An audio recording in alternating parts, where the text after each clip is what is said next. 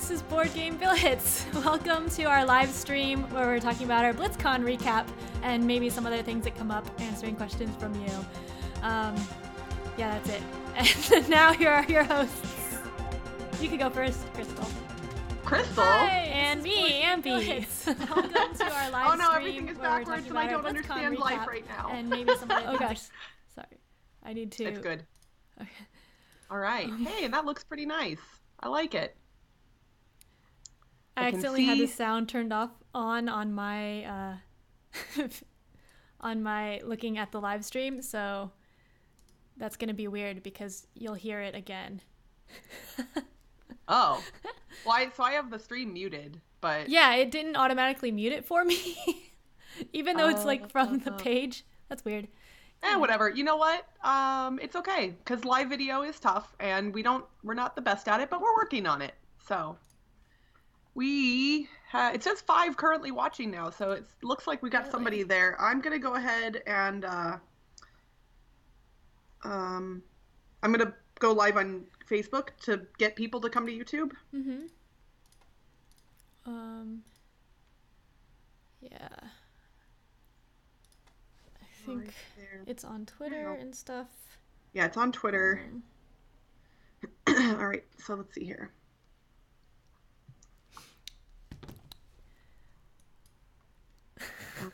Hold on, this is going to be weird. That's a cool phone case.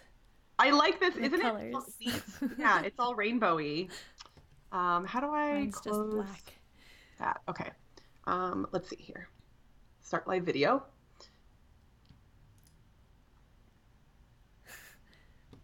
Hi there, Board Game Blitzketeers on Facebook. This video is just a really super quick one that will hopefully pop up in your notifications because we are currently live on YouTube. Say hi to Ambi. There she is on my computer screen. Hi. Oh, it's it's kind of Inception here. But we wanted to make sure that all of you following us on Facebook knew that we are doing a live video on YouTube for the next hour or two. Who knows?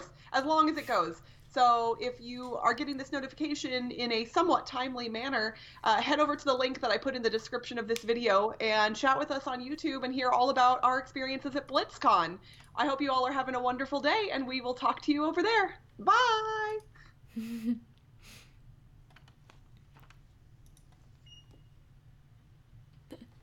Oh, okay. I'm posting that video officially to our Facebook page. So sorry to those of you watching on YouTube who were like, wait, why am I watching a video of somebody making a video? We're just trying to make sure that everybody gets notifications in a timely manner because Facebook's algorithms, they're tough to manage. They are. So we're trying to get better at that. But hello everyone, happy Saturday. We picked a time for this stream specifically that we hoped would be a little bit more friendly to people in other time zones. So I think we're hitting a lot of the big ones. We've got all of the United States, I think probably most of Europe in the mid to late evening. Let's see, in Australia right now, it's 8 o'clock in the morning tomorrow. So technically that's doable. So hopefully we've got some people coming into chat in the next couple of minutes. And we want to talk about our experiences at Blitz Con because we had a lot of fun and we knew that we wouldn't be able to discuss all of it in the span of a normal 30-minute episode in our podcast feed. Yep. Yeah, so should we just start talking about BlitzCon or should we go do some announcements first? Let's go over some announcements first, especially the big exciting one that I guess we could have recorded something after the fact and put it into our most recent episode of the show, but we did not do that. That would take work. Well, and it's not even that. So here, I guess we should stop being vague.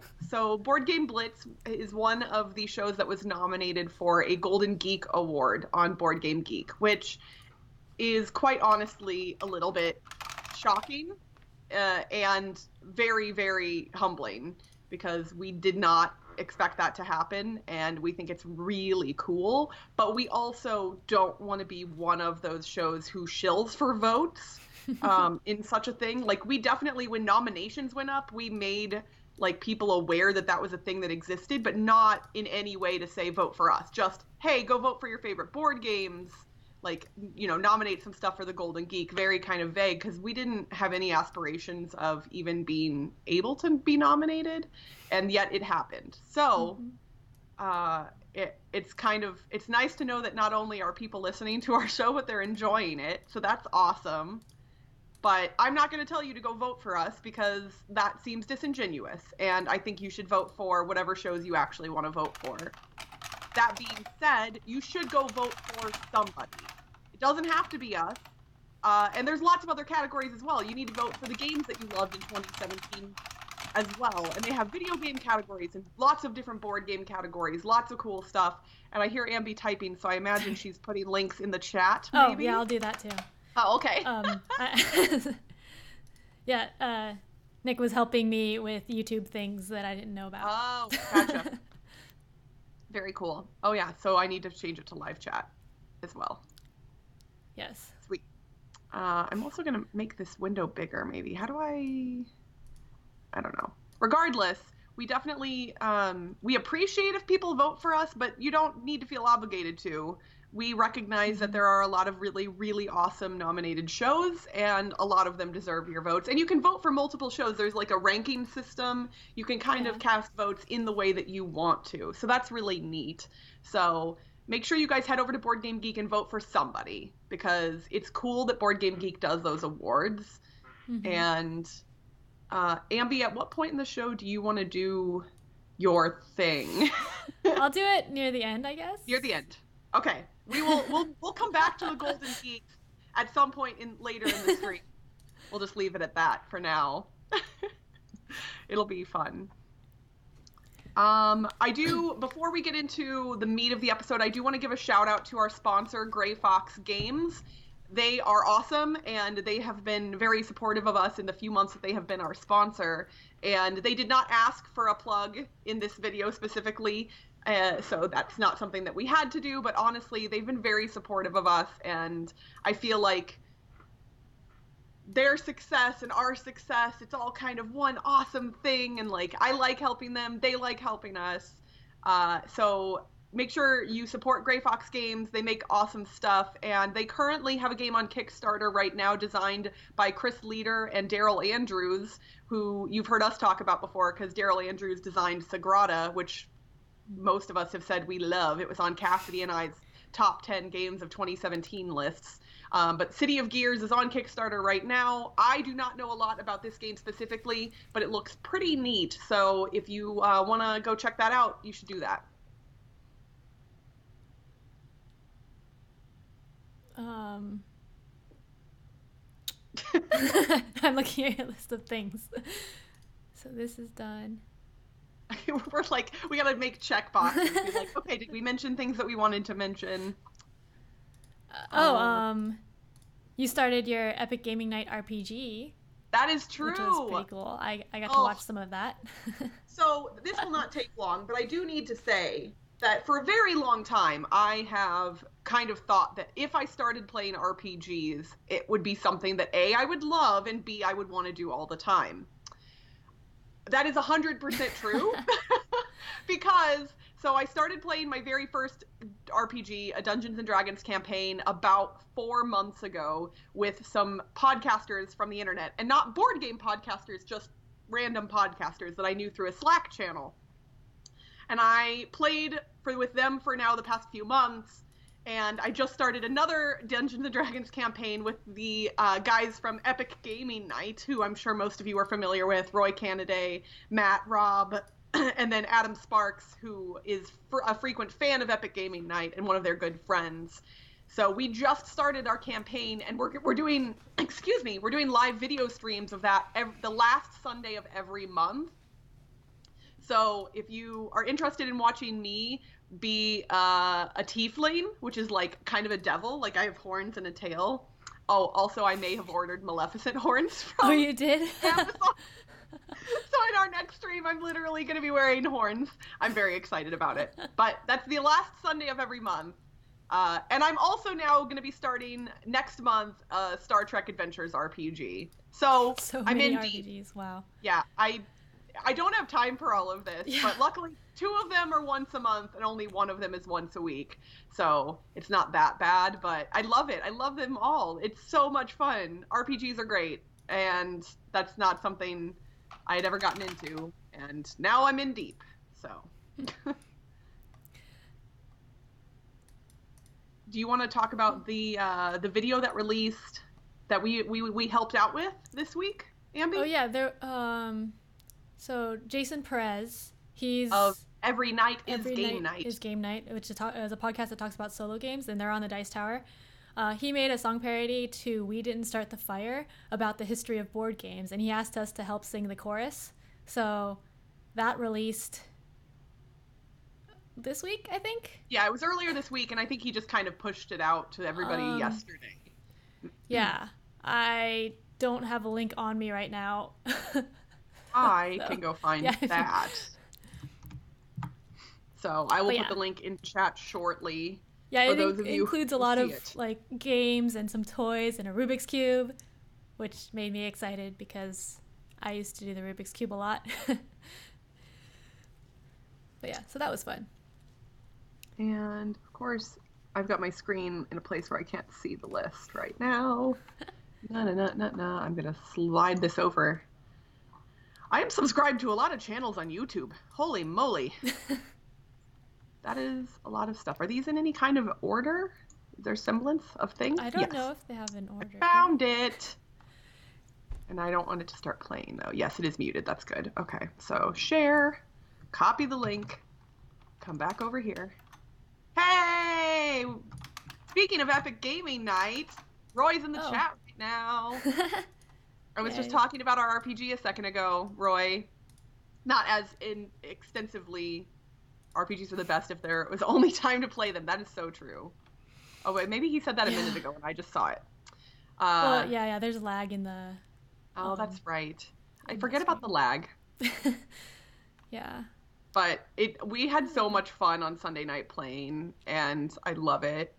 And it's going to be really fun to continue that campaign. And we're doing something unique in that Roy is our DM, but he's also controlling a character as well, because we're going to switch DMs at certain points in the campaign. So everyone has a character, and then other people are going to take control of the story at some point. So when we hit a big, like, story break, like we end a kind of, somewhat of an adventure, we're going to switch. And I am hoping that I will take up the DM mantle at some point, although I don't feel like I have enough experience to be able to do that yet, but it's something I feel like I will really enjoy. So, Oh, you're fine, Roy. Thank you for hanging out with us in chat. And so let's talk about some stuff we played at Blitz Con. Yes. I need to pull up my games. Oh my gosh, I know. I was like, let's make a list of things that I want to talk about. And there's a lot, so I don't know if I'll get to all of them, but I at least have some things written down. So while I was at BlitzCon, I actually upgraded my BG Stats app to the version where you pay extra and get the deep stats or whatever. Because then you can filter by location and by player and stuff, which is really cool, I think. Anyway. I think I already have that upgrade. I think I definitely paid for something at some point, so. So, okay, I'm not very good at this. Let's see. Go to BlitzCon, filter. I'll just do... Roy is talking in the chat, and he said I would be an awesome DM, which is very kind of you to say, Roy. And I think... I'm a writer, I'm a storyteller kind of just by nature, so I feel like it's something I would really enjoy. I think there might be a chance I would enjoy being a DM more than a player. And that's not, I 100% love playing, but I think that being a DM might even be more my jam. But again, I want to get some experience under my belt before I take on something like that. And it's a lot of time. Yes, which I 100% don't have, but I don't know. I would figure something out, I suppose. Yeah, so Blitz Con, I actually wrote a blog about it last week, which I'll link in the chat. We're just going to throw links all over the chat. Yeah. Which then, if we decide to put this audio up on our podcast feed later, will be it won't I should save the links for the That's smart. comment description or show notes. We got somebody else in the chat, Blind Forger. Hello, thank you for joining us. We're glad you were able to catch us live as well. Yeah, so my blog, I forgot to take pictures for most of the convention. Okay, we both. Usually one of us at least will kind of be like, oh shoot, I should take some pictures of everybody playing games. And we both were having so much fun that we did not take any pictures. Lupe took some pictures on the first day, I think. She went around and took pictures of everyone playing. So those are up on the Facebook page. And Lupe is Ambi's friend who helps run the convention, for those of you who are not familiar with that. Yes. So, yeah, it was a lot of fun. We played a lot of games. My favorite was Dinosaur Island, which I already mentioned in the podcast. And I mentioned my favorite in our most recent episode as well, which was Castell, which I got to play with the designer. And I didn't even mention in the episode that Eric and Amber Davia, I think I'm pronouncing their last name correctly, were the other two people playing in that game with me. And it was neat because it was the first time I'd gotten to play with them. And they are patrons of our show, so I was very excited to get a chance to play with them. Yay. Yeah, I got to play with a bunch of different people, too. It's hard to play with everyone, though. So a lot of, friends came and my coworkers came because I was, telling them they have to come. And so I was like, okay, I got to play games with my coworkers and friends and everyone else, and then I meet new people and play games with them. Yes. It was fun. So let's go back and forth and kind of just mention some standout moments or games or other things that happened. So what was one of the memorable things that happened during BlitzCon for you? Let's look at the games.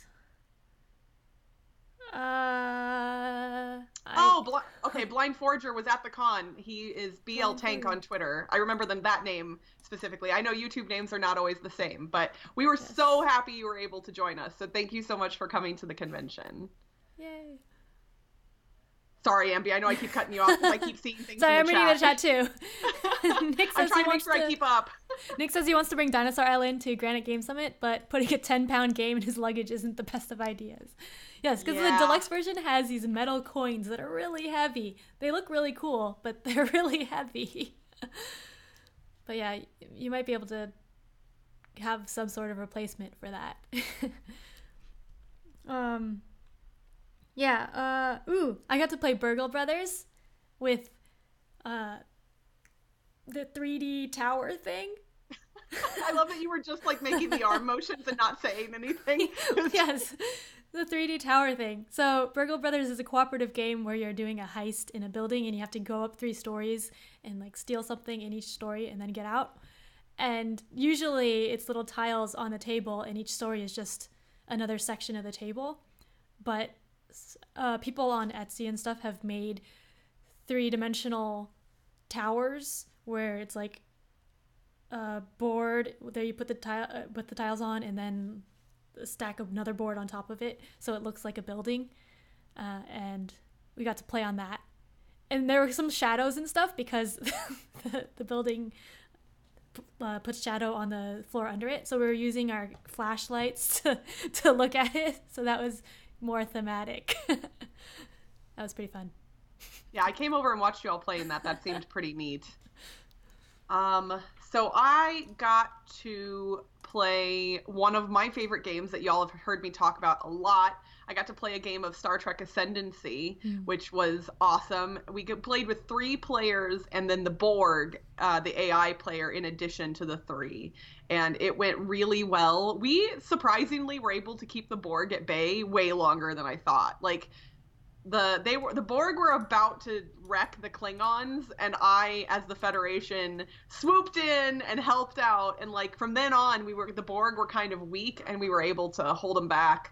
And then at the end of the game, I I was pretty, like, I wasn't saying anything, but I was pretty sure that I was going to win, like, for a while, because I had really built up my resources well, and I had found a lot of really good planets, but then, as a result of the other two players realizing that this was going to happen, they started kind of coming after me, and at the end of it, it was a matter of either I was going to win or the Klingons and I were going to tie for the win, because there is a win condition and then a tiebreaker, and if you tie for both of those, then it's a tied victory. And the Klingons were able to take out just enough of my stuff to make it so we tied, but that's still totally cool with me. It was really, really fun, and I loved it. And so I was very, very happy that I got to play Star Trek Ascendancy at the con.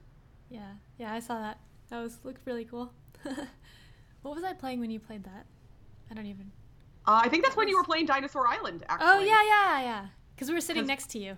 Yep, and I mean, our game lasted longer than yours, obviously. Although it wasn't bad for 3 players and the Borg, because it's 1 hour per player for experienced players is generally the time frame for that game, which is kind of accurate. But it slows down significantly toward the end game. The early rounds go by quickly, and the later rounds take a longer time. And I want to say we ended up playing for, I think it was like 4.5 hours, something like that. Which, for considering we had the Borg involved and they have their own turn, that it may have been 5 hours. But regardless, the time frame seemed pretty appropriate for the way the game was going, and it didn't feel too long. It was awesome. Another game I had to play was 1889. I actually only played one 18XX at the convention, but there were a lot of 18XX games being played. There were so many. Like, at one point, I think somebody was like, wait, is this an 18XX convention? Because there were a whole bunch of them being played. But you all have a group, like in San Francisco, there's a very large group of dedicated 18XX players, right?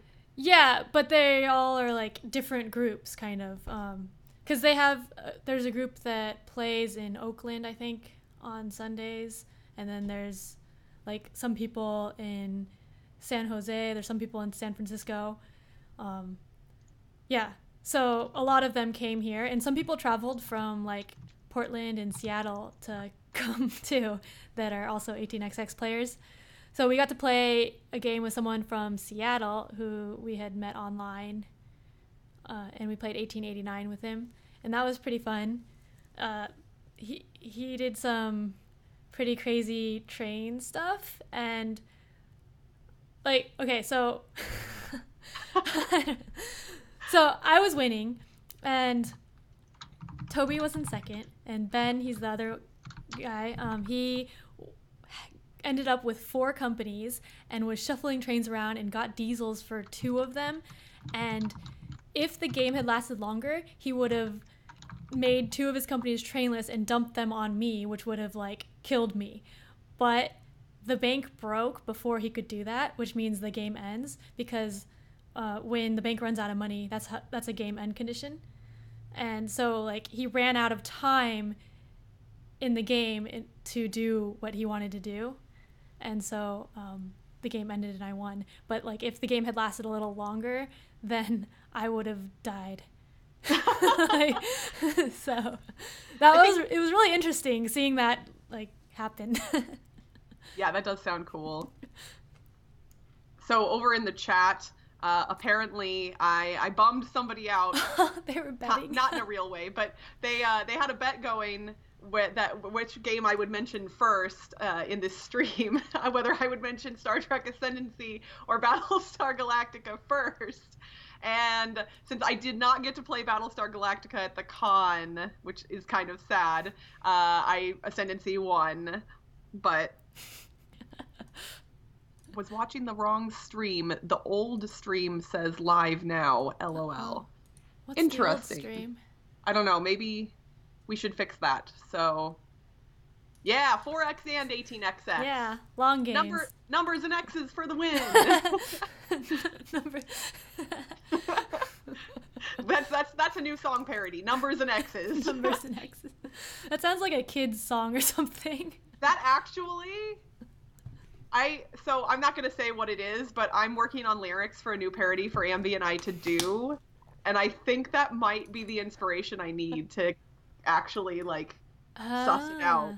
Yeah. Because I already have part of that included in the song, but it'll be an epic fight between Ambi and I, even though she was willing to play a 4X game and I'm willing to play an 18XX game. Like, it's not obviously a real fight, but in the context of the song, okay, Roy, you've inspired me, and now I have some stuff to work with, and I'm very excited. So, yeah. And Ambi knows what I'm talking about, so I think she'll like it. So did you figure out if we're okay on YouTube? If the stream is... I don't know what the old stream is. Okay. Well, hopefully the link we tweeted out or put on Facebook and stuff will work. But so let's see. Another game that I got to play at Blitz Con. Oh, here's a fun story. So a couple of people brought out the game Jamaica, and I have played Jamaica once before, and I didn't dislike it at all. But I won handily the first time I played. Like, was way ahead of everybody else, which I assumed had to have been a fluke. You know, first time player, just kind of lucked into it probably, is what I was thinking. So when they brought out Jamaica, I was like, oh, well, yeah, I should try this again and actually, like, get my butt kicked or play normally, whatever. So they busted out, and I beat everybody so bad. Like, so... But we played it once, and I won, again, handily. And I was like, huh, that's kind of weird, because I don't typically win games, a lot or by any large margin. Like, that's not a thing I do. I should actually get out the stats and look at what the scores were. So you're really good at Jamaica. So we played it a third time, because I was like, okay, 1 time, fluke, 2 times, probably a coincidence. And they were like, well, we want to play again. And I was like, okay, I'm in. Let's play this again and see what happens. Guess who won the third time? You? Me! Because you're good at Jamaica, obviously. I'm a Jamaica savant, apparently. Like, that doesn't happen ever. And I have no idea. The third game I did not win by as much, I don't think. So the first time we played, it was with 3 players. And the scores were 10, 11, and me with 24. Then the second time we played... Nope, that's still pretty... So the scores at the end of it was a 5-player game, so even crazier. The final scores were -2, 5, 14, 22, and then me with 35. like, what am I... Like, how can I apply this to other aspects of my life is basically what I need to know. Because apparently I'm really good at Jamaica. And the first time I played was just normal Jamaica. Both of the times at BlitzCon were with the expansion, The Crew. So there's even a different factor involved. And still, apparently I'm just the best at Jamaica. And I don't get to say that about any other game. Because I lose pretty much everything else on a regular basis. Maybe you should become a pirate. Oh, that's so true. Okay, we found your calling in life. I'm gonna marketing copywriter, no more. It is now Crystal the Pirate. I need an eye patch and a parrot immediately. We do have a picture of me with Gizmo the bird on my shoulder from a couple weeks ago because I visited Annette, Netter's Plays. Some of you may know her, and I got to meet Gizmo the bird. So maybe that was like the beginnings. Like that weekend, I had a bird on my shoulder, and I won Jamaica. It's all leading down the pirate career path. I don't think I'd be a very good pirate, though. Do pirates?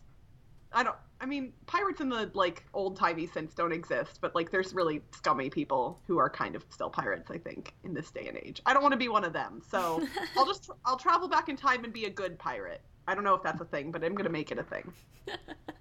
All right, you talk about a game. I played a lot of the play-to-win games. Oh, yeah, we played some of those together, too. Yeah. So we had gotten a bunch of play-to-win games, mostly from Double Exposure, which is a company that has a lot of publishers that work with them to donate play-to-win games to conventions. And play-to-win is where anyone who plays the game writes their name down, and everyone who played it gets entered into a raffle to win the copy of the game. So it gets, like, exposure for the game, and then someone gets to get a free game, so it's everyone wins, pretty much. Except for the people who don't get the game. But then they can go buy it. But, yeah, so I played a lot of them. On Friday, when we went to the convention, there weren't that many people on Friday because people are still working, and So I went through a bunch of the play to win games, and I had my name as number 1 because I was the first one to play it. And then, you were trying to get your name at the top of like as many lists as possible. Then I gave up on that. Anything. It doesn't like give you better odds, but it's adorable that you were like, yeah, I'm going to be the first one to play all these games. I'm number 1. Well, and honestly, like it's kind of neat because you like I think sometimes with play to win games, if you go over to the lists and all these games have been played a bunch of times and there's one game that hasn't been played at all, it can give you 2 different mindsets. Either, oh, I should play this because I'll have a better chance at winning it, or, oh, maybe I shouldn't play this because clearly no one else is interested in it. So I think by having some names on all of the lists, it's good because then people are like, oh, other people have played this, let's give it a shot. So yeah. And over in the chat, Chris H said that he heard me on Cardboard with Rich Summer this week, and that was this week. Yeah, that was a couple of days ago. I never get to catch Cardboard live. I always hear it after the fact, and I happened to be on my lunch break when Rich went live, so I called in and got to speak with him for a little bit, and that was really fun. So yeah, if you guys want to listen to that just released a couple of days ago, Cardboard Cast with Rich Summer, and I called in and talked to him for a little bit. We barely even talked about board games. It was like mostly other stuff. But that's kind of how his show goes, and I like it. So of the play to win games, Ambi, what were your favorites? I need to check all the ones I played. Let's see. Okay, so Happy Salmon was a play to win game, and I've played that before, but I really like that. That's a fun party game, very quick, where you're just doing weird things with your partner, or like giving him a high five or a fist bump or Happy Salmon. And they had their new games there too. Yeah, they had a new game, Funky Chicken, which is basically the same rules as Happy Salmon, but you're chicken instead. Or you're not, I guess you're doing chicken things. Like, yeah. I don't remember the other ones. Like there was a hip bump. Hips, and you spin around in a circle, you flap your wings, and the last one was... Oh, you have to do-si-do, but they called it something else. Swing is what they called it, I think. But you do-si-do, basically. It was fun, but I feel like it would be, like, and you can combine it with Happy Salmon, and I feel like that's where it would shine the best, is if you take, like, your 2 favorites from Happy Salmon and your 2 favorites from Funky Chicken and mix those together. That would be awesome. Because, all the Funky Chicken ones together weren't quite as good as all the Happy Salmon ones together are. Yeah, I agree. What else? Ice Cool was also in the play to win, and I had played that before too. So that's fun. You're flicking little penguins. Dexterity game. My fingers started hurting from flicking them. But yeah, that was a popular one. Monster Match was the other new one from North Star Games, and that's a speed game, which was better than... I played that with you, right? Yep. I think. Yeah. It was better than we expected. Right. And so, like, nothing against North Star Games, but of the 3 in this series, this one looked at face value the weakest. And I was thinking, oh, maybe this is just for kids.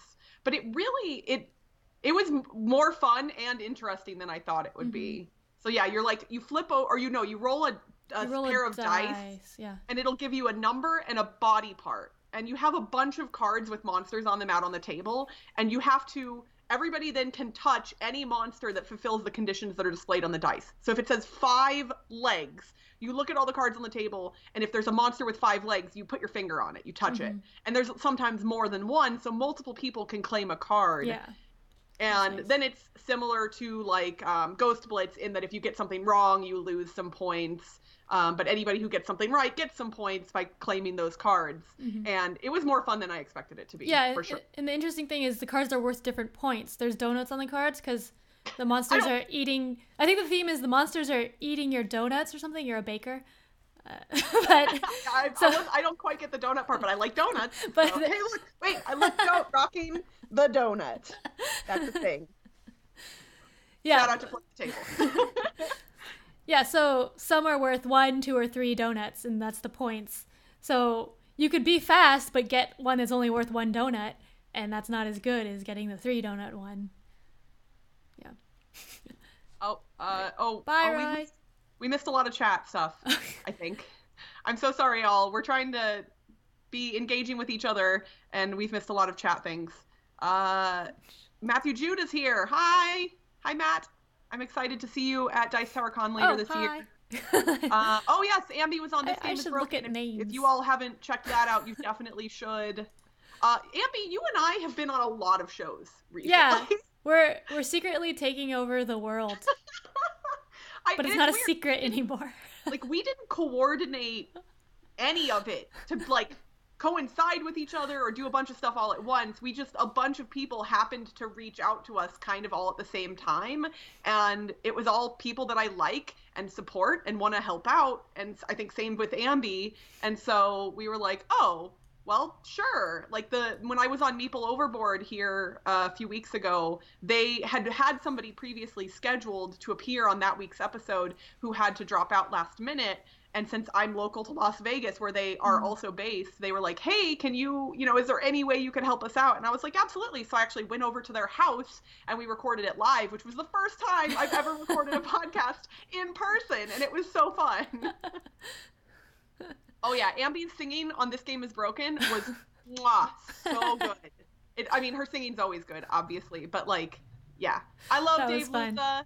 He's great. But, Ambi, you killed it. You killed it. Thanks. So good.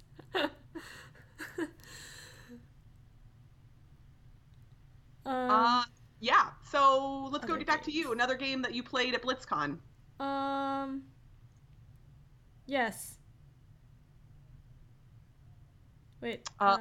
Over in the chat while you're looking, Brant Sanderson says that he wants to play an 18xx with you at Dice Tower Con. Okay. Also Blitz. Oh, thank you, Roy. We appreciate the support. Yeah, we'll bring some 18xx's to Dice Tower Con. I think Mandy also wanted to learn one. So we're probably bringing 1889. I feel like Mandy will, based on what I know of her, and especially since I've gotten to know her tastes more through listening to the Dice Tower podcast, I feel like 18xx might be something that's really up her alley. Hope so. David asked if I suggested the singing portion. Actually, Dave suggested the singing portion. So he messaged me a couple of weeks before we recorded saying, like, oh, we should do a song portion or event. I don't know what they're called. Segment? Yeah. So we each made a few song parodies, and that was, like, our thing. Yeah, so at BlitzCon, I also got to play Dark Moon, which I like. I came Crystal, over and you don't watched like. You watched us, it. yes. So for the record, I'll let you talk about because I know you guys played it a couple of times, and but for the record, I do not necessarily dislike Dark Moon, but it was sold to me wrong, basically. Oh, yeah, so like that can... when you tell me a game is like Battlestar Galactica but shorter, I expect something that's similar to Battlestar Galactica. And maybe the original game BSG Express was that, but the rethemed version and I'm going to sneeze. Oh, darn it. Okay, it's gone. I got rid of it. It does not at all feel like Battlestar Galactica to me. And that's not to say that's a bad thing. And honestly, the game mechanics are very interesting in Dark Moon, but when I went in expecting something like Battlestar and didn't get that, it kind of bummed me out. But it really is not a bad game, and I did enjoy playing it. I won the first time I played, so it wasn't even a matter of me doing poorly at it. But I want to hear about how your all's plays went. I had fun. I was not infected either time, so it's fun being a human for once. But the first game went pretty fast. There was a bunch of damage. I rolled negatives every time for the task checks, so we damaged it more, and then Toby revealed on his turn and damaged more, and we died. And I didn't get a turn. So that can happen. Because, like, if one section of the ship gets damaged a bunch, then you can die really fast. So then we played again because, like, oh, that was short. And then Toby was infected again, and he revealed right away. The first turn of the game, he revealed right away. See, that would bum me out hard. Like, those types of games, Like, I like the secretiveness of the traitor aspect, and if somebody reveals, it kind of ruins some of the fun for me. Yeah, so what the other infected didn't reveal until, I don't remember if he revealed his first turn or later, but yeah, but Toby started out as commander, and then so the commander passed to me, and I got an extra commander die, which helped a little with my rolls. Maybe I rolled some positive that game. Yeah, I'm usually not very good at rolling dice, so I apologize for playing cooperative games with you, if I ever play cooperative games with you. But, yeah, so what did we do? Oh, yeah, we figured out who the other infected was by process of elimination because, like, we were doing really badly again, and the other infected what happened to be the person who got the last turn. So we're like, okay, if you were infected, you would have, like, killed us, so you're not infected, so it has to be this person. And we quarantine him, which is like putting him in the brig in Battlestar Galactica. So that helped us out, and I think we won. Wait, let's see. Oh yeah, yes. We won by doing Lone Wolf, which is a thing where the good guy can just try to roll dice, and if they roll 2 positives out of 3 dice, the way the dice are, there's 4 negatives and 2 positives on each die, so that's not very high odds. But if you do that, then you get to do one of the event things, and that's how you make progress through the game. So we managed to barely win. That was exciting. I got to watch the end of your all's game, and it was pretty cool to watch. Like, you guys were like, oh, it's right there, it's about to happen. It was dramatic and very exciting. In addition to Castell, which I got to play and mentioned in the podcast and earlier, I also finally got to play another game from Renegade Games that I had been wanting to play since, like, July, Sentient. So at Dice Tower Con in July, Nicole Hoy of Daily Worker Placement and Great Way Games, she and some other people were about to get a game started, and my mom had called, and I wanted to call her back because I had been putting it off. So I was like, they were kind of setting up, but they were waiting for somebody else. And I was like, okay, if I'm going to go call my mom, if you need to get started, play without me. But if you're not, then I'll come in and join in. And I got back literally a minute after they started the game. And I was like, oh, I was so frustrated. And I hadn't gotten a chance to play it since then. So when I saw somebody had Sentient at Blitz Con, I was like, I'm in, let's do it.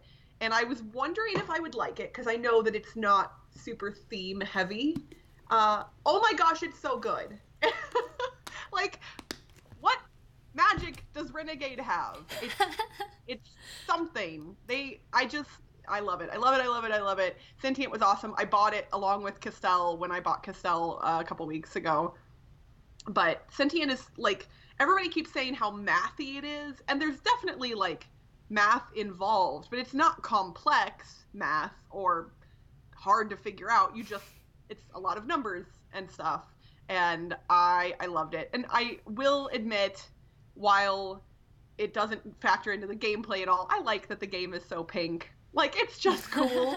All of the dice are fun, like, different colors. Like, it's not red, like, typical red. It's, like, maroon, and, like, the purple is a deeper purple than you usually see, and the blue is kind of more like a teal. Like, I like that it's a little bit different color palette than most other games. And it was a lot of fun to play, and I bought it, and I've played it since now with my own copy, so it's great.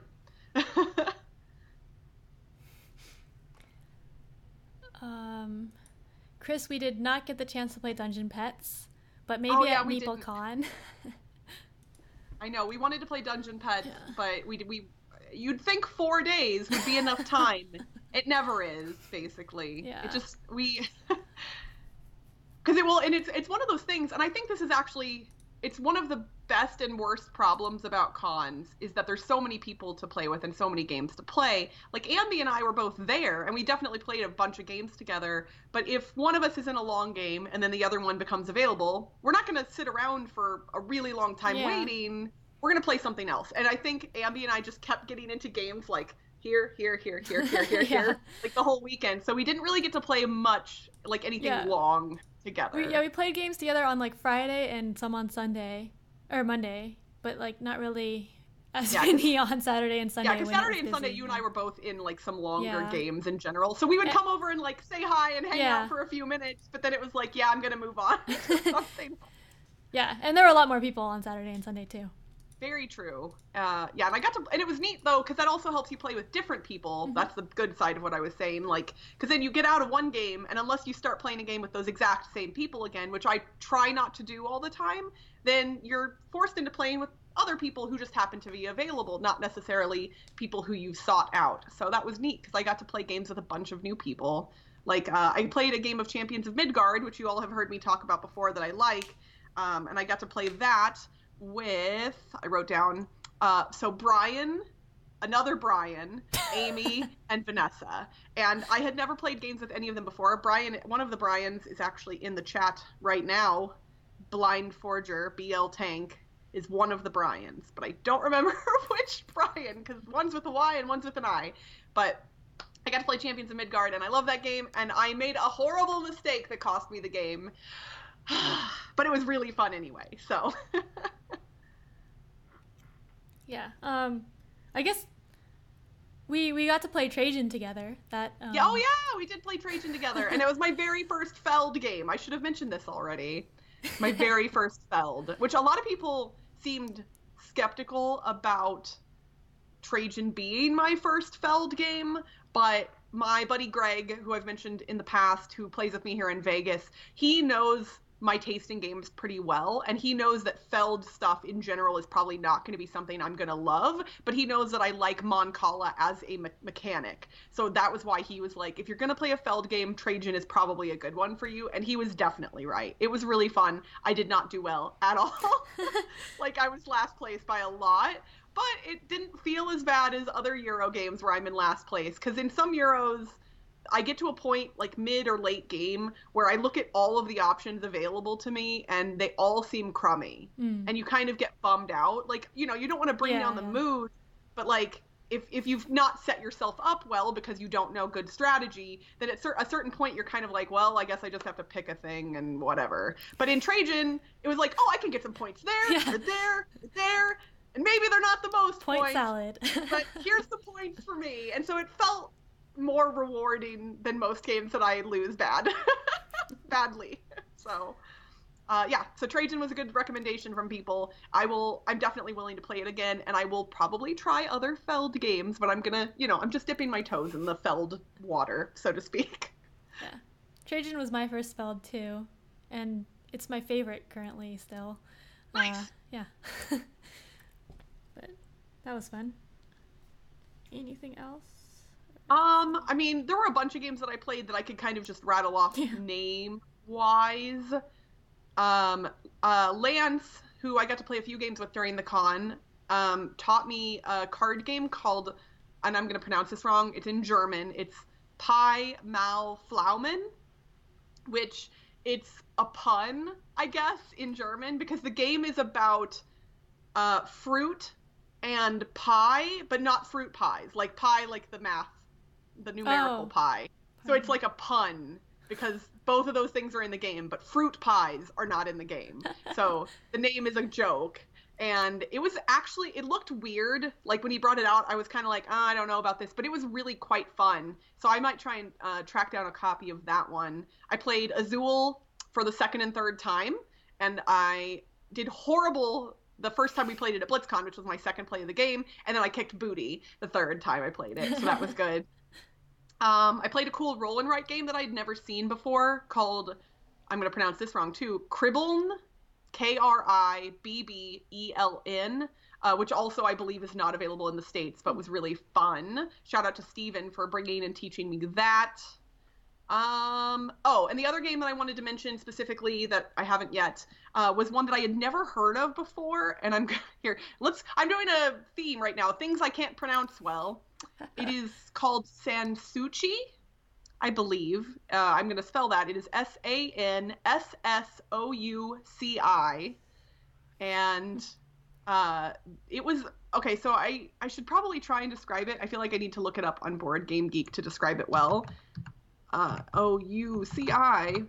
So in the game, it kind of felt like Karuba but more for gamers, if that makes sense. And I'm not hating on Karuba at all. I own it. I love it. But it had a similar feel because you're putting down square tiles onto just a grid in front of you. Like each player has their own. But unlike Karuba, people aren't doing the same tiles at the same time. But you're building a garden, and you have these little meeples, I don't remember what they're called, that you have to move down through the garden. But you have to build paths for them to be able to get farther down.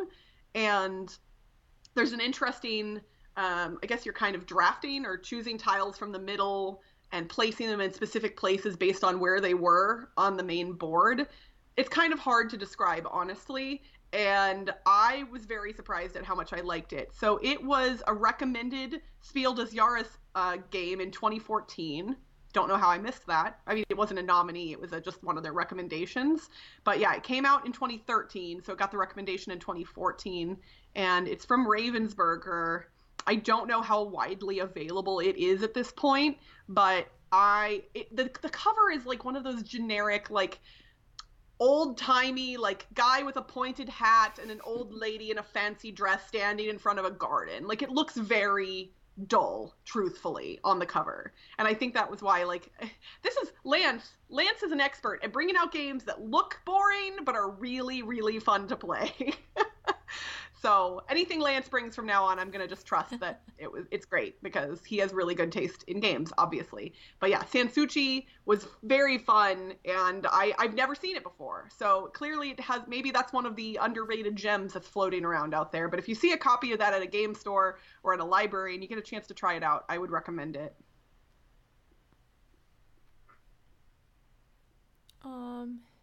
Were there any others that you wanted to mention specifically?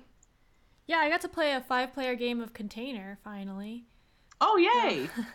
I had played Container once at BGG Con, but it was only 3 players, and I've heard that 5 players is the best count. Container is an economic game where you can make goods, and then you sell them to other players, and then those players store them, and then other players can buy them from their ships, and then auction them off to all the players. And all of the economy is in the players. So you're like pricing your goods and other people are buying from you and other people are buying from them. And the only time extra money goes in is when you actually auction off the final things. So it's pretty interesting. And yeah, it was nice to be able to play that because we had bought it a while ago and hadn't gotten to play it. So yeah, that was fun. That's very cool. Oh, lots of chat. Yeah, I'm just trying to catch up on some questions over in chat while you're talking, so that way we can do that. But somebody was saying that it seems like you and I have different taste in games. So if we, do we find games that work for both of us? And so I said co-op games we both like, especially for you, real-time co-ops. Oh, yeah. I like most co-ops. I like most co-ops, too. And then really, truthfully, thematic Euro games, you and I both tend to like, especially for my sake, ones that kind of are on the slightly shorter side, not the crazy long ones. Although, if the theme is real good, I'll play a Euro game. And I've mentioned it before, but like Pursuit of Happiness, I think is a really good example of that, where it doesn't even feel like a Euro game to me at all, even though it kind of is at its heart. That's a Euro, yeah. But it doesn't feel like a Euro to me at all because the theme is strong. Yeah, I like that one. I think there's only one other game that I have to mention, and that would be Heartthrob. So I'm sure people have heard me talk about it before. I have the box over here. I wonder if I could yoink. Let's just make some noise and pull that out. There it is. It's actually just the lid of the box because I haven't actually put all the components back in it. It's been 2 weeks and I haven't put things away. That's a thing. But I brought Heartthrob, and I brought the newly rethemed version of it, Barkthrob, which another Flipster, fan of Flip the Table, had kind of created and been playing on the East Coast, and he was kind enough to send me some of his files, which then I realized, because he had built them in a specific way, I wasn't able to like make new ones that matched his, so I ended up making all of my own files anyway. But I made doggos and trait cards that would go well with doggos, and so we played Heartthrob and Barkthrob a number of times, and it was really, really fun. So I'm happy that happened. And I even threw in some non-dogs into Bargthrob. So Annette was playing with us and we threw Gizmo in there. And it was interesting because everybody was like, oh, well, is Annette going to pick Gizmo every round or will she pick something else? So that added a fun little meta level to it. And it really was just like a fun con experience to do something like that. I'm definitely going to be bringing Heartthrob and Barkthrob to future conventions I am attending. Cool. Are there any other games you want to give a shout out to? I don't know. I think we covered a lot of them. We did cover a lot of them, and we played a lot of games. So. Yes. Oh, we played Strike. How do we forget Strike? That one's a short one, so. That's true. Yeah. Also, Strike is amazing, and Ambi, I was thinking, and this is no promises, anybody in chat, but MeepleCon is in 2 weeks. Yes, and it is. Oh my we've gosh. been trying to come up with a thing for us to do with the Murph brothers and Meeple Overboard, because all 6 of us are going to be at the con, and we're all content creators, so we were like, we should do something together. I was thinking maybe we should host a Strike tournament. Because I know we have at least 2 copies of the game, and so that's probably enough, because it's not like we're going to have like hundreds of people interested. So maybe that's an idea. Why wouldn't hundreds of people be interested? It's like the best game ever. Well, that would kind of be everybody at the con then. Yes, like, everyone loves it. That's true. And if they don't love it yet, they will soon. But that's an idea. And also, speaking of dice, we handed out custom Board Game Blitz dice to all of our con attendees. And here, I guess I could actually like show what they look like on camera. Hopefully that's showing up and focused. I can't really tell. Focused. Not focused? Okay, that's kind of focused. Yeah. Is it getting better? Worse? Nothing? I don't know. Weird. It's hard to tell. Okay. Well, maybe if I hold have them back some too. Right. Here, if I hold them next to my face, is that better? I don't know. And I have a couple of the other colors. So there's the like gold writing with the blue-purple combo, and then there's the pink and purple or pink and blue. I can't remember. That one's pretty neat too. But we have a bunch of these dice left over. So we will probably be handing those out at future events that we're at. Basically wherever we can haul them around with us. I don't know who's going to get them, but put your hand behind the dice, they say. It's hard to do though. Here, let's see. Will that work? Is that can you see it? I don't know. Whatever. They say Board Game Blitz. It's our logo. You can fill in the gaps. We'll just keep holding blurry dice up to the camera. That's definitely good stream material there. But yeah, we will be at MeepleCon in 2 weeks, and we're so excited. So, yeah. Ooh, that's interesting. In the chat, somebody suggested that the 6 of us play a game of Deception, and like record it and like do the table talk between the 6 of us. That would be pretty neat. Yeah. We need to talk with them. I know that Nick is streaming over on the Murph Brothers Twitch channel right now, and I told him to solicit ideas from his chat as well. I was like, we need to figure out what we're going to do. So I think I kind of want to do something that involves attendees in some way, but I don't exactly know how. And since I help run MeepleCon, I don't have a lot of time to like plan a thing. But we're going to figure something out. So if anyone's coming to MeepleCon in Las Vegas in 2 weeks, you should come find us and play games with us and hang out. Tickets are still available online. We extended the online purchase date to Monday. So if you want to come to Vegas and you don't have your tickets yet, you can still get them, just barely. So. And I'll be there on Friday and Saturday, but my flight's early on Sunday morning, so I won't be there on Sunday. Which makes me sad, but I totally get it. And we'll get to see each other a couple of other times this year because here's a good segue. Let's talk about the other conventions that we're going to this year so people know where to find us. Yes. I have a list somewhere. So let's see. If we go in like order of things that happen during the course of the year. Yeah. Like so MeepleCon? MeepleCon is in 2 weeks. And then the next one after that I think is for you only, if I remember correctly. Or do you have something before Dice Tower Con or no? I don't think so. I'm going to Japan in April, but that's not a convention. but that's really cool anyway. Yeah, it's a normal vacation for once. So we're Ambi and I are not going to Origins, but Cassidy will be at Origins. So if you all are going to be at Origins, I know Cassidy would love to meet up with you and say hi. So make sure you let her know if you're going to be at Origins. And a lot of our other board game media friends will be there. Like, I know Great Way Games is, I think, doing another meetup this year, and I wish I could go to it. But, so then in July, we're both going to Dice Tower Con. Yes. I think and I'm excited. Video's lagging. Wait, just a minute. Oh, really? Yeah, wait. Hello? I can hear you. Okay, it's better now. Oh, okay, cool. There's a different video on there, but yeah. Okay. I gotcha. So yes, we're both going to be at Dice Tower Con, and it's funny because last year when I went, I was thinking, oh, Florida's really far from Nevada. I'll probably go once and then not again frequently. And a bunch of people told me, you're going to love Dice Tower Con. You're going to want to go every year. They were right. I do. Yeah, this is like my 5th year going, I think. Which is awesome. And that's it's even farther for you. It's literally corner to corner almost across the country. But yeah, it was the first out-of-state convention we went to back in, 2013, I guess, is when we went.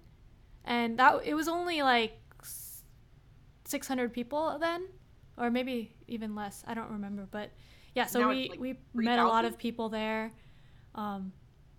That first time we got to play Twilight Imperium with Sam, and that's how he remembered us. So that was cool. Yeah, and we've met people that we see every year at Dice Tower Con, which is cool.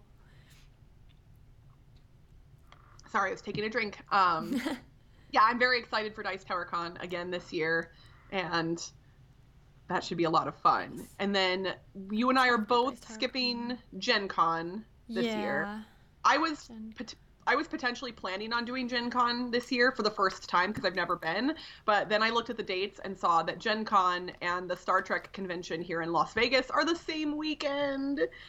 And it's like, okay, do I pay a lot of money to travel to a convention I want to go to, or do I stay in town and go to a convention I want to go to for way cheaper? And that was kind of an easy choice for me, especially since Star Trek Discovery is new this year, so the convention's going to be a lot of fun. I'm excited about that, but it's not board game related. Although, you know what I should do? I should bring some of my Star Trek board games to the Star Trek convention and get people who don't play board games in to the hobby via Star Trek games. That'd be cool. Oh yeah, that reminds me, I do have another convention before Dice Tower Con. I thought you did. I forgot because it's local. But Kubla Khan is Memorial Day weekend. There you go. I knew that there was something in there. I just couldn't remember what. Yeah. Yeah, but I can go to that one because it's local, so I don't have to pay money for anything except for the ticket. Yeah, that's nice. So after Dice Tower Con, then I think the only thing left for us the rest of the year will be BGG Con. Yes, I'm going to BGG Con, and you might. How many times have you been? This will be my 3rd. I'm going for the first time this year for sure. Yay! I have someone who has said that they will room with me, so cool. I'm excited. And we're both going to try and get a hotel room because apparently that's a whole thing. Yeah. So tickets go on sale on Monday, I think. Right. Yeah, tickets for the con go on sale Monday, and then hotels release the following Monday, if I believe. I'm not sure. I need to check that. I think it says the 12th. So if people with premium badges have already been able to book hotel rooms, but regular people can't until I think the 12th. And apparently they go very fast, so I'm super scared and paranoid because I don't want to stay off site. I want to stay at the con hotel. It's so much better being in the hotel. So I have a little bit of anxiety about that. Over in the chat, Brant said, come to PAX Unplugged. And unfortunately, Brant, that is way on the East Coast and we are way on the West Coast. So we do Dice Tower Con. I think traveling across the country once a year is probably fine, but twice would be a little bit too much. Yeah. So, I would like at some point to go to Shucks as well. And I know that's going to be in October this year. So that would technically be doable schedule wise. But I think I'm going to be running low on days off from work because my husband and I are potentially taking a cruise in September. So I'm already kind of going to be running thin on vacation days. I think I've kind of maxed out what I can do with all of that because I added BGG Yeah. onto the list. So Yeah, and you guys are going to taking Japan. up a Yeah. lot of my vacation, which is why I had to cut down on conventions. Like I couldn't go to Heavy Con because Oh yeah. Brant says that they love West Coasters over at PAX Unplugged. And I'm sure you do, and we love you all too. I do. I like the East Coast. There's a lot of lovely stuff out there. If I ever get to go to New York, it's like one of my favorite things. I don't remember PAX Unplugged is in which state.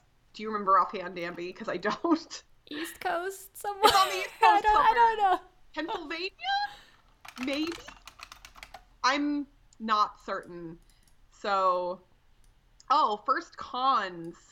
So my very first board game only convention was actually STG Con, which is in St. George, Utah. And it was the first year they ran that event, which I believe was 3 years ago now. I want to say it was 2015. Oh, yay, it was Pennsylvania. I was right about PAX Unplugged. But yeah, I think STGCon in 2015 was my very first board game convention, and that was a small one. Technically MeepleCon would have been. This is the 4th annual MeepleCon. So MeepleCon in 2014, 18, 17, 16, 15. So MeepleCon the first year in Vegas, which was only a single day for the first year, would have technically been my first. And I wasn't helping run it that first year. I came on the team after that event and have helped the past 2 years and then this year. Yeah, I think mine was 2013 maybe. KublaCon was the first one, which is local here. I think it might have been 2013. Okay. Yeah, so in the chat they asked if STGCon is local or if I drove, and I was living in Las Vegas at the time, so I drove, but St. George, Utah is only like a 2-hour drive from Las Vegas. It's not very far, maybe a little more than that.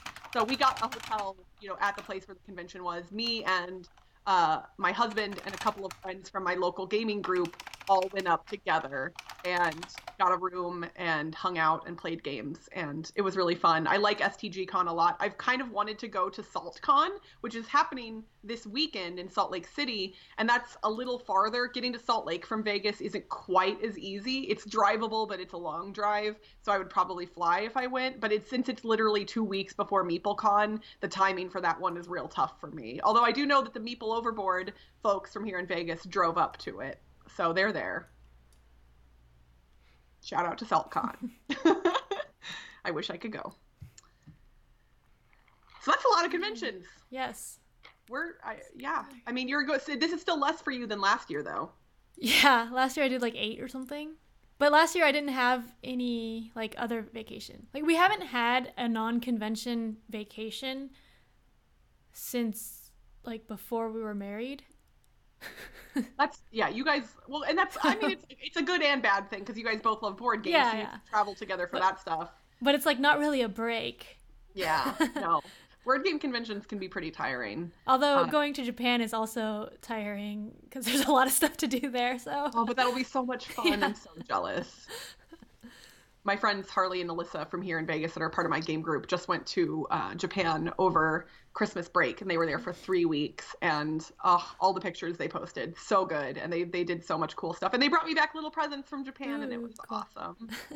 But yeah, no, my husband travels a lot to Magic the Gathering tournaments, and then I travel for board game stuff, and he likes board games, but not even remotely as close to as much as I do.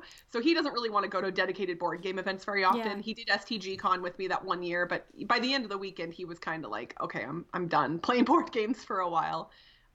So he and I try and do a non-Magic or board game vacation every year. So this past year we went to New York over Thanksgiving.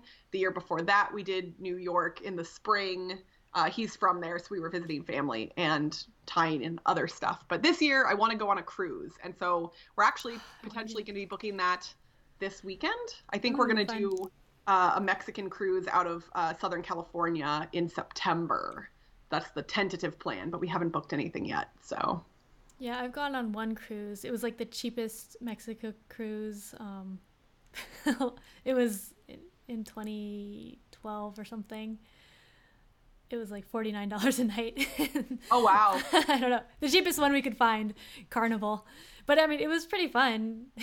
Like the first cruise I've ever been on, we got to eat a lot and like just wander around the boat. I've never been on a cruise, and I've always wanted to. So, do you get seasick or anything?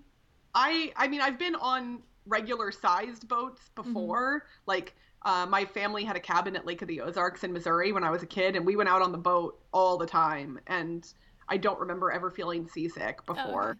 So I That's think, good.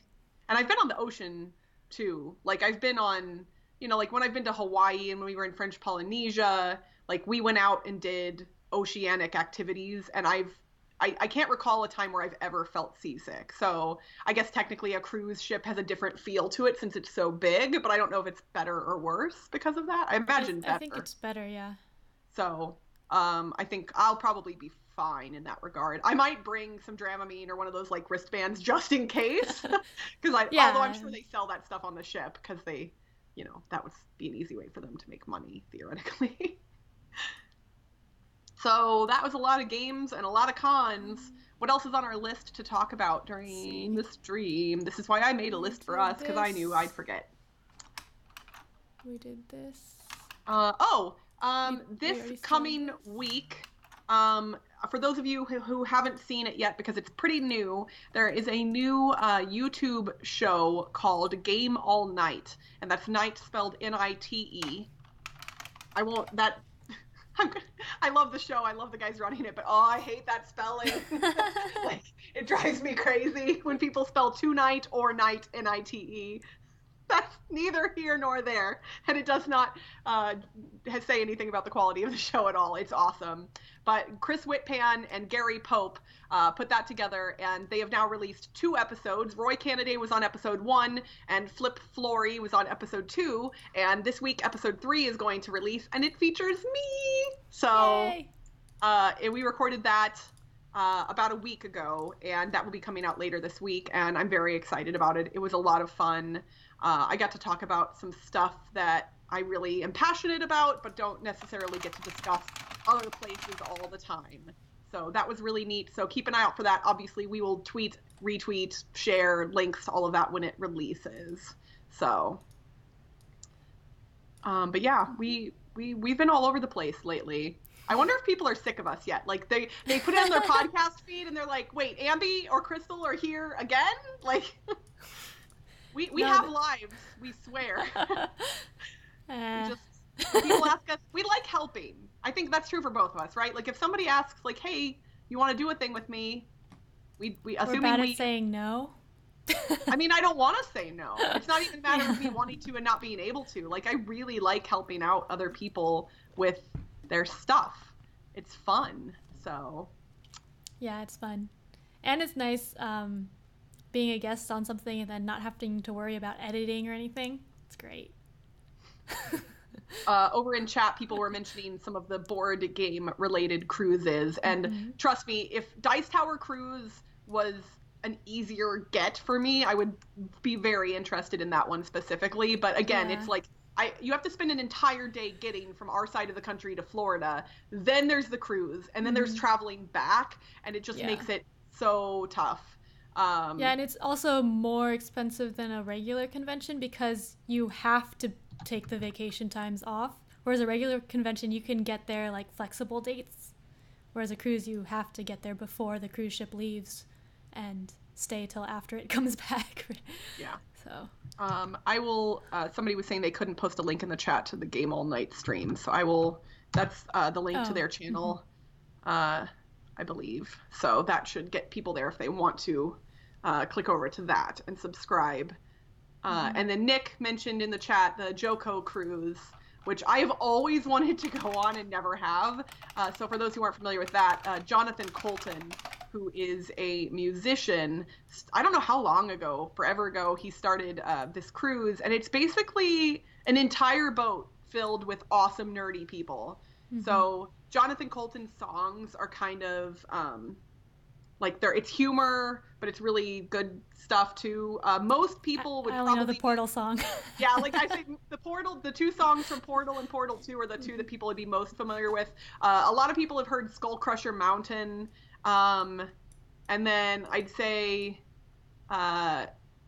there's another one that was the theme song for a short-lived animated show on G4, that like TV network that was all about like video games and other stuff like that. He did the theme song for that show, which was called Code Monkeys, which you would probably really like, Ambi, now that I think about it, because you work in like computer stuff, so you might enjoy both the song and the TV show. But the JoCo Cruise, like a lot of board game designers and fans go on it. So like there's people playtesting not released board games, and there's a lot of comedy shows, and people like, you know, Will Wheaton and other stuff like that go on the JoCo Cruise every year. And so I've always wanted to do it, but have never been able to make it work time or money wise. Adrian, I think the BGG Cruise does leave from the West Coast. I believe they have one that departs from the northwestern part of the country, but I feel like if I wanted to go on a board game cruise, I think I would probably rather do Dice Tower over BGG, although now that I say that, I'm not quite sure why I think that, because I want to go to BGG Con, so yeah. I think I would prefer just a regular cruise. I don't know, because I could just go to a convention, right? But if I'm like, doing a cruise, then I want to do cruise stuff, and then I would be like split between, there's board games to play, but there's also cruise stuff, and I don't know. Yeah, because that's the thing, like at a board game convention, I tend to not like go out and do other activities as much. Although I did do something cool in San Francisco while I was there. I got to go visit the Color Factory, which is an art installation / interactive exhibit that has been running since August. And as soon as I heard that they were extending their dates through February, I bought tickets the second they went on sale, because they sell out immediately. And Annette, Mitch, and Steven all went with me. I bought 4 tickets not knowing who was going to use the other 3. I was just like, buying tickets, let's just make this a thing. And they went with me, and we had the best time. And I know I tweeted some photos from it a while back, but it was awesome. If anyone's in San Francisco and can find a way to grab tickets for that, I highly recommend it, because it was really, really fun. Okay. So yeah, should I do my... Yes, I think that the time has come. Okay. And so, I would love to sing along with you, but since Skype has a delay, there's no way to time it properly, so I will just sit back and enjoy the music. Yeah, so as we mentioned earlier, we got nominated for the Golden Geek, and Calvin, who is a friend on Twitter, and he's also contributes to Ding and Dead sometimes. He's a writer, and sometimes is on their podcast, but he tweeted at us saying, does this work? Okay. You should write a song to celebrate being nominated for the Golden Geek for Board Game Blitz. It's to the tune of Beauty and the Beast, and it's called Win a Golden Geek. And at first I was like, oh, I don't have time to do that. And then... we always find time somehow. Yeah. I was like, okay, fine, maybe I'll do it. So I decided to sing it here. Okay.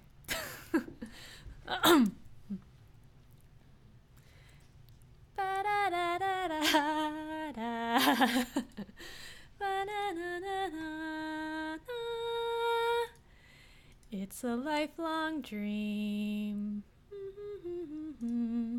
Happens every year. Da, da, da. Time to nominate. Pick a game that's great. One that you hold dear. Na, na, na, na. Everybody knows what designers seek. Hope for much acclaim. Make the greatest game. Win a Golden Geek. Voting has begun. What a big surprise. We appear in this nominated list. Will we win the prize? It's a lifelong dream. Podcasts make it too. Never would have thought we'd be in this lot. Will our dream come true? Will we make it big? Are we at our peak? It's a lifelong dream, held in high esteem. Win a Golden Geek. Okay, I'll stop. The last part's just repeating stuff. Yay. Applause. Everybody's clapping right now. I know it. I'm not clapping alone. This is awesome. That's so good, Ambi. I cannot even. So thanks, Calvin, for the idea. Yeah, that was... I feel like every time Calvin gives a song parody idea, I just have to sing it on stream, because the last time was he like sent us the lyrics to Party in the USA, and then I sang it on stream. So that's going to be a thing now, maybe. I wish I could sing with you, but the Skype delay makes it impossible. Oh, Princess just likes my acting. Yes. Wow. I think my acting skills could probably use a little bit of work, but I appreciate the kudos nonetheless. Does anyone in the YouTube chat have any other questions for us about Blitz Con this coming year, the podcast in general, or anything else? Because this is your opportunity. We're here. We're live. We'll answer your questions if you have them. Yay, lots of clapping in the chat over on YouTube. So that's great. But we are happy to answer any questions you all have. Other than that, I think we've kind of gone through most of the stuff that we wanted to talk about. Yes. And yeah, this is why we did not do it in a regular episode, because it would have been way too long. Like an hour and a half. Wow. Yeah, too much for a regular episode, but we knew that. So, and we like doing these live streams. We appreciate you all who join us in the chat live. We might put this up as audio in the podcast feed. Someone on Twitter suggested that, but we're not super sure about that, because we prefer to have the audio stuff in the feed be a little bit higher quality. And when Ambi's catching my audio just from Skype or from YouTube, it's not quite as good. Mm-hmm. Yes, Chris just mentioned that he played The Blood of an Englishman this morning from Renegade Games, and I own that game, and I will also say, yes, it is great. And again, Renegade, of course it is. So that one's really fun. It's an asymmetrical two-player game where one player is Jack and one player is the Giant, and both players can do entirely different things, and they both have different win conditions, but you're manipulating the same set of cards. So it's really interesting. Chris says we should just at least put up the song on the podcast feed. So maybe you could get a clean recording of the song and put that up. I don't know if you have time for that, but when do the Golden Geek voting? When do the voting? That's good grammar. I'm an English major. Talking, it's hard sometimes. I don't know when voting ends. That should be a thing that maybe we should mention, assuming we can. So I'm going to go March 8th. March 8th. So wow, that's soon. Yep. That's why I said I wouldn't have time. Yeah. 5 days is from the date of this stream.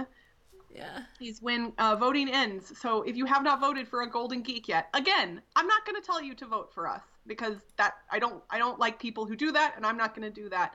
But vote for somebody. Vote for your favorite things. Vote for the things you love. Support the designers and the artists and the publishers and the people who are doing good stuff in board games. You know, put your vote in, because it does matter. And these are, Scott Alden from Board Game Geek, and Board Game Geek is a website, do really cool things, and they really support the community in a neat way. So head over there. Also, if you want to vote and aren't able to because of the Geek Gold requirements, shoot us a message, and I have a little bit of extra Geek Gold, so I might be able to help you out in that regard. And again, not to vote for us. This is not a thing. Like, vote for anybody, but it's just a good thing to vote. So yeah, as Evil Jello Man in our guild said, that Gloomhaven's going to win everything, including best podcast. So yeah. And the winner for best podcast is Gloomhaven. I'm so ashamed. I still haven't even punched it out, Ambi. Yeah, I need to play it.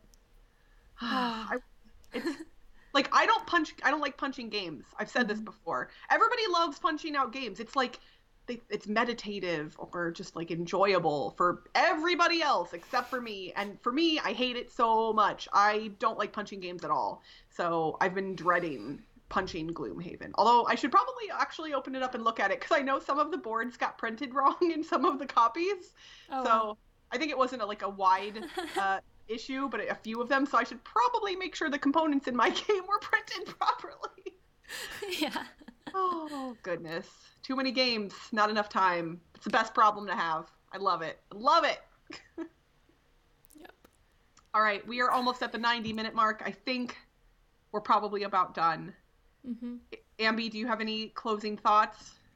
No. Okay. I guess the only thing I would like to say, or no, do you have something? I don't know. No, subscribe to our YouTube channel and our Yeah, podcast. we're close to 1,000 subscribers, right? We're real close. Yeah, but We're 16 people away from 1,000, which is kind of neat. It's a number. And if you like the content that we are making, we appreciate all of the ways that you support us, whether it's chatting with us in YouTube here, tweeting at us on Twitter, posting on Facebook, messaging us via email, boardgameblitz@gmail.com. Feel free to email us anytime. And then if you want to go one step further, we do have a Patreon. You can, Ambi, do you want to pull up a link to that to put in the chat? Maybe. Oh, sure. While I'm talking, just because I'm bad at multitasking. But we do have a Patreon page. You can support the show financially for as little as $1 a month. So for $12 a year, you can kind of show us a little bit more support. And what's cool about that is if you support at any level, including the $1 level, you get access to our Slack channel where you can chat with us and the other Patreon supporters. We have a lot of really cool and interesting discussions in that Slack group. And it's become a really nice little community of people. I am very fond of it. It's a great place to go. And people will sometimes vent about their day or talk about the games they've been playing. Or I have a channel dedicated to Star Trek Discovery because of course I do. So anyone who's watching that can come check that out. So yeah, if you want to support us on Patreon, that's great. But again, our main content will always be free for everybody to enjoy regardless. We just think that's a cool way for other people to... Oh, and Toby's in the background. Hi, Toby! I know he can't hear me, but... yeah, I think that's probably it. So thank you all so much for tuning in to our live stream today. Mm-hmm. If you're going to be at MeepleCon in Las Vegas in 2 weeks, come say hi. Otherwise, we will have another normal episode dropping in a little less than 2 weeks on the podcast feed. It'll be right before MeepleCon. I love the way Toby is walking. He's like trying to walk out quietly. But we can see him. I know. Tell him he is adorable. Hand hearts for Toby. I love it. My husband does the same thing when he comes through, so I get it. It's just like, I can see it in the YouTube feed now. He's like sneaking by. Oh my gosh, so good. That's okay. A perfect end to the stream. So thank you all. Have a wonderful day. Have a wonderful weekend. And, come say hi to us anywhere, the usual places, social media, all that jazz. And we will talk to you hopefully very soon. Bye, Blitzketeers. Bye.